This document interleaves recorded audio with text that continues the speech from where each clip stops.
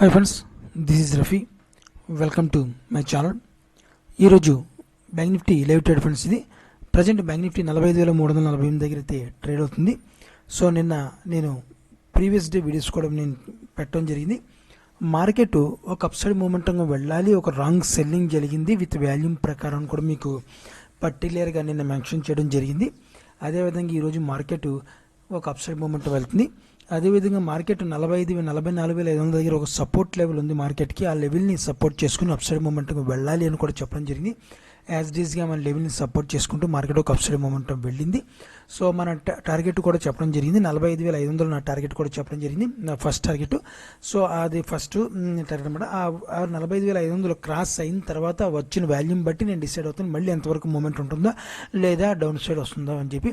కానీ 45,500 వెళ్ళిన తర్వాత మార్కెట్ ఒక సెల్లింగ్ ప్రెజర్ వచ్చే అవకాశం ఉంది. ఎందువల్ల అంటే సెల్లింగ్ ప్రెజర్ అంటే ఇంటర్డే బేసిక్లో మనం చూసుకుంటే మాత్రం మార్కెట్ ఇక్కడ నుంచి విత్ వాల్యూమ్ ప్రకారం మనకు చూడండి, పొద్దున్న మార్నింగ్ వేసుకున్న వాల్యూమ్ ఇప్పుడు వేసుకున్న వాల్యూమ్కి కంపారిజన్ చేసుకుంటే మాత్రం ఒక రాంగ్ సైడ్ బయింగ్ అయితే వెళ్తాం జరిగింది. మార్కెట్ రాంగ్ బయింగ్ వెళ్ళింది. ఈ రాంగ్ బయింగ్ని మార్కెట్ క్యాప్చర్ చేసుకోవాలన్నమాట. అది క్యాప్చర్ చేసుకుని మార్కెట్ ఒకవేళ ఆఫ్టర్నూన్ వరకు కూడా అప్సైడ్ మూమెంటం వెళ్తే మాత్రం డెఫినెట్గా ఆఫ్టర్నూన్ నుంచి మాత్రం సెల్లింగ్ ప్రెజర్ ఇచ్చే అవకాశం ఉందన్నమాట. ఓవరాల్గా మార్కెట్ సెల్లింగ్లోనే ఉంది, బయింగ్లో లేదు. కానీ ఇంటర్డే బేసిక్లో మనం చెప్పుకుంటాం, బయింగ్ సెల్లింగ్ చెప్పుకోవాలి కాబట్టి అది చెప్తున్నాను మీకు. సో మార్కెట్ మనకి ఓవరాల్గా మార్కెట్ చూసుకుంటే మాత్రం నెగిటివ్ ఇంపాక్టే ఉంది మార్కెట్ మీద. ఎందుకంటే అడ్జస్ట్మెంట్ ప్రక్రియలో మార్కెట్ వెళ్తుంది తప్ప కానీ బయింగ్ వైపు వెళ్ళటం లేదు. ఇది మాత్రం మీరు నోట్ చేసుకోవాలి. ఎందుకంటే మార్కెట్ కంపల్సరీగా ఒక సెల్లింగ్ రావాలి, ఓవర్ వాల్యుయేషన్లో ఉంది మార్కెట్. నేను ఆల్రెడీ డిసెంబర్ నెలలో మీకు చెప్పాను. డిసెంబర్ నెలలో కూడా నేను టార్గెట్ ఇవ్వడం జరిగింది. 22,000 మార్కు వెళ్ళే పాసిబిలిటీ ఉంది మార్కెట్ అని చెప్పాను. నిఫ్టీ 50 అదేవిధంగా నిఫ్టీ 50 వెళ్తాం జరిగిందనమాట.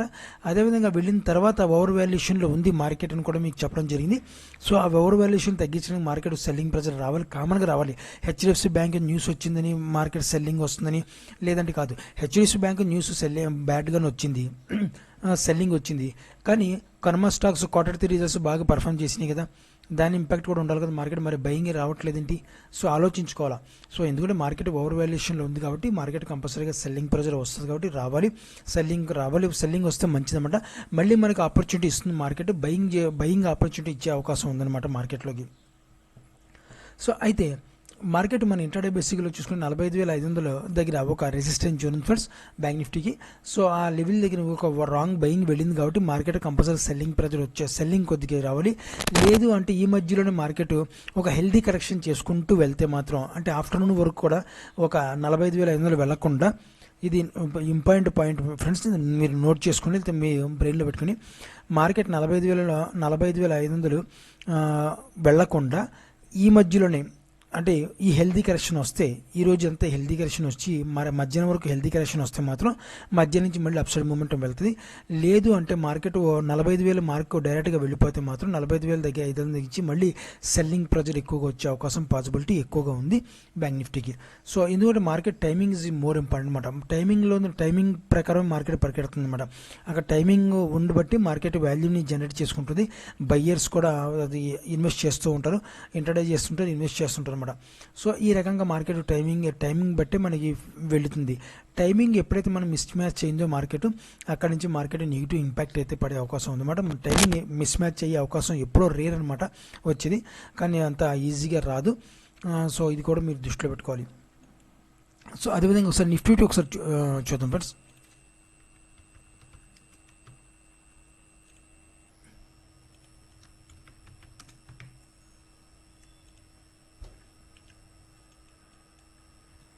సో నిఫ్టీ కూడా మనకి రెసిస్టెన్స్ జోన్ నేను చెప్పడం జరిగింది ఫ్రెండ్స్. రెసిస్టెన్స్ జోన్ 21,450 దగ్గర ఒక రెసిస్టెన్స్ జోన్ ఉంది కూడా చెప్పడం జరిగింది. సో మార్కెట్ అప్సైడ్ మూమెంట్ వెళ్ళాలి కూడా చెప్పడం జరిగింది. గ్యాప్ డౌన్ ఓపెన్ అవుద్దని కూడా చెప్పడం జరిగింది. Gap down open market so ఎదుగా వచ్చింది, అప్సైడ్ మూమెంటం వెళ్ళింది అనమాట. సో మన ఏ విధంగా అయితే మనకి మార్కెట్ చెప్తున్నామో అదే విధంగా మార్కెట్ ఫాలో అవుతుంది. అదే టెక్నికల్ అనాలిసిస్లో కొన్ని రూల్స్ ఉన్నాయి ఫ్రెండ్స్. ఆ రూల్స్ని మనకు తెలియాలి అంతే తప్ప కానీ మనకి ఏదో ఇండికేటర్ పెట్టుకుని మనం బై చేయడం, ఈ ఇండికేటర్ పెట్టుకుని సెల్ చేయడం కాదు. మనం ఒక రోజు ముందు బిహేవ్ చేయాలి, మార్కెట్ ఏ విధంగా వెళ్తుంది, మార్కెట్ ఏ విధంగా వస్తుందని చెప్పి ఒక రోజుకి 2 రోజుల ముందు కూడా మనకు మార్కెట్ చెప్తుంది అనమాట. సో అదేవిధంగా మార్కెట్ కూడా ముందుకు వెళుతుంది, అంతే తప్పకుండా పెట్టకుండా మార్కెట్ ఏమీ చేయదు. మన అపోహ అనమాట. మార్కెట్ సడన్గా సెల్లింగ్ వచ్చిందంటే సడన్గా సెల్లింగ్ వచ్చిందని చెప్తుంది. మీకు బ్యాంక్ నిఫ్టీలో కూడా మీకు హెడ్ అండ్ షోల్డర్ ప్యాటర్న్ చెప్పడం జరిగింది. హెడ్ అండ్ షోల్డర్ ప్యాటర్న్ వచ్చింది, జాగ్రత్తగా ఉండడం మీకు చెప్పడం జరిగింది. రెస్పెక్ట్ ఇచ్చే మార్కెట్ హెడ్ అండ్ షోల్డర్ ప్యాటర్న్ని కిందకి రావడం జరిగింది. అంతే ఆ రోజు గ్యాప్ డౌన్ ఓపెన్ అయింది మార్కెట్. హెచ్డిఎఫ్సి బ్యాంక్ వల్ల వరుణ్ న్యూస్ ఇంక్యూస్ వల్ల ఏదో వల్ల మనకి గ్యాప్ డౌన్ అయితే ఓపెన్ అయింది. గ్యాప్ డౌన్ ఓపెన్ అయింది, సపోర్ట్ లెవెల్గా ఉన్నది రెసిస్టెంట్గా మారిందని చెప్పి ముందుగా చెప్పడం జరిగింది. మనకి ఇంట్రాడే బేసిక్లో సపోర్ట్గా మారి ఆ రెసిస్టెంట్గా మారింది కాబట్టి అక్కడ నుంచి మనకి సెల్లింగ్ వచ్చింది మార్కెట్.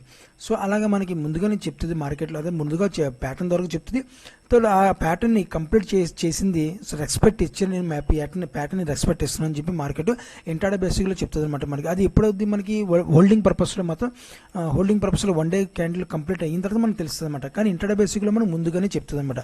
సో అది ఇంట్రాడే బేసిక్లో హోల్డింగ్ పర్పస్లో మనకి ముందుగా మనం తెలుసుకుని ఉండాలి. అది లాజికల్గా ఆలోచించాలన్నమాట. అంతే తప్ప కానీ మనకి ఇంట్రాడే బేసిక్లో వేరేగా ఉంటుంది, హోల్డింగ్ పర్పస్లో మనం వేరేగా ఆలోచించాలి. అంతే తప్ప కానీ రెండు మిక్స్ చేసి ఆలోచిస్తే మాత్రం మనకి వ్యూ అనేది మనకి తెలియదు. ఎదర వ్యూ ఏ విధంగా ఉంటుందో మార్కెట్ మనకి కన్ఫ్యూజ్ అయిపోతుంది అనమాట. సో మార్కెట్ అదేవిధంగా మార్కెట్ ఏ విధంగా సరే మనకి బయింగ్ వెళ్తుందని చెప్పిందో అదేవిధంగా బయింగ్ వెళ్ళింది మార్కెట్ ఈ రోజు కూడాను. సో మనకి మన రెసిస్టెంట్ లెవెల్ ఎంతవరకు ఉందో మన రెసిస్టెంట్ లెవెల్ మార్కెట్ కంప్లీట్గా రెసిస్టెంట్ లెవెల్ టచ్ అవుతుంది. టచ్ అయిన తర్వాతే మనకి మార్కెట్ డౌన్ సైడ్ వచ్చే పాసిబిలిటీ ఉందని చెప్పి నేను ఎక్స్పెక్ట్ చేస్తున్నాను. సో నిఫ్టీలో బ్యాంక్ నిఫ్టీలో కొన్న వ్యూ ఇది ఈ రకంగా ఉంది. సో లాజికల్ పాయింట్లు కూడా చాలా ఉన్నాయి ఫ్రెండ్స్, రానున్న రోజుల్లో మనం తెలుసుకుందాం.